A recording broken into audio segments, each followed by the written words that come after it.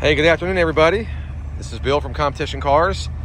I want to do a quick video. I'm over here taking some last-minute photos for the last day of the auction. I always come down here to take some photos, but I'm going to be out of town, so I thought I would do it today. But I wanted just to reconfirm that the bumper fillers have been redone. So if you look in the pictures, the corner bumper fillers may have been missing, but they're completely installed, painted, and in place right now.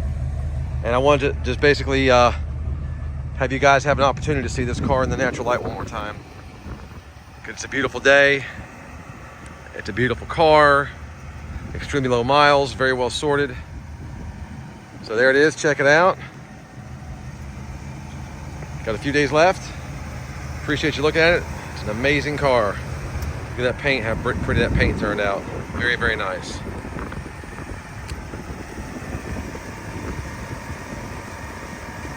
Good luck bidding, everyone.